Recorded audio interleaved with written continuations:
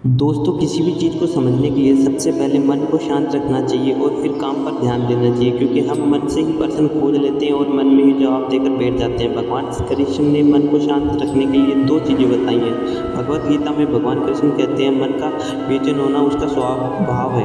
हमारे मन को लगता है कि अगर वह अलग अलग बातों को बार बार सोचता रहेगा तो हमें आने वाली मुसीबत से बचा लेगा, पर ऐसा होता नहीं है। हम अपने जीवन का काफ़ी समय सोच विचार कर परेशान होने में निकाल देते हैं। भगवान श्री कृष्ण कहते हैं कि मन का ये स्वभाव बदलना मुश्किल ज़रूर है, लेकिन असंभव नहीं। अच्छा, अब आप बताइए, क्या आप कोई को कह सकते हैं कि वह काँव काँव की आवाज़ ना करे, या फिर आप मेंढक को कह सकते हैं कि वह पानी देखकर ऊँची छलांग ना मारे?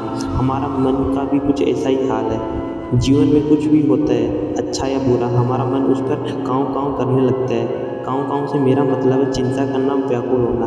कोई बुरी बात होती भी नहीं है और हमारा मन परेशान हो जाता है और ऊँची ऊँची लपटें लेने लगता है। कभी कभी तो मुझे ऐसा लगता है कि हम में से कुछ लोग ऐसे हैं जो सिर्फ परेशान होने के लिए आए हैं। सारी ये परेशानी, पीड़ा, दुविधा अक्सर हमारे मन की बनाई हुई कहानियाँ होती हैं। भगवान श्री कृष्ण कहते हैं कि हमारे मन को शांत रखने और स्थिर करने के लिए दो उपाय दिए हैं। पहला, ध्यान लगाना या मेडिटेशन करना।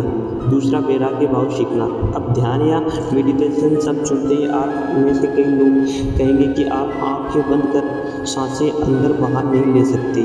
यहाँ हम सब गलती कर बैठते हैं। मेडिटेशन का मतलब होता है अपना पूरा ध्यान किसी चीज़ पर लगाना और उससे हटाना नहीं। अगर आप रोटी बना रहे हैं तो सिर्फ रोटी पर ही अपना ध्यान दीजिए। अगर आप पिक्चर देख रहे हैं तो अपना पूरा ध्यान पिक्चर पर लगाएं। ये मत सोचिए कि पिक्चर देख आप अपना कितना वक्त बर्बाद कर रहे हैं। जब आप जीवन के हर छोटे बड़े काम को पूरे ध्यान से करते हैं तो आपका जीवन ही एक मेडिटेशन बन जाता है। ऐसे में जीवन में शांति, स्थिरता, साहस और सफलता का होना अनिवार्य है। दूसरा, वैराग्य भाव। वैराग्य का अर्थ ये नहीं है कि आप सब कुछ छोड़कर जंगल में जाकर बैठ जाएं।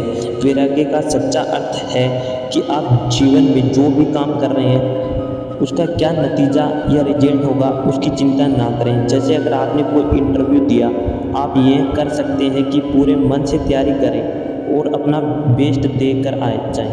वह नौकरी मिले या ना मिले आपके हाथ में नहीं है। इस नतीजे के पीछे अलग अलग चीज़ें हैं जो आपको बिल्कुल कंट्रोल में नहीं है। तो जिस चीज़ के बारे में आप कुछ कर नहीं सकते उसके बारे में चिंता भी ना करें। यह वैराग्य का सच्चा मतलब होता है।